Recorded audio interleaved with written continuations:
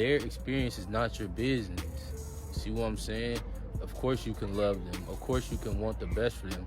However, you have to want the best for yourself first. Self-preservation is the first law of nature. When you cut yourself, when you get cut, your body heals itself. That's self-preservation.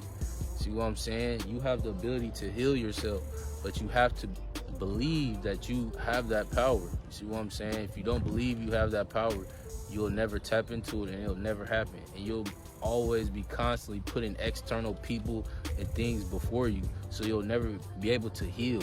You heal yourself. Nothing heals you. You heal yourself through the power of your subconscious mind. See what I'm saying?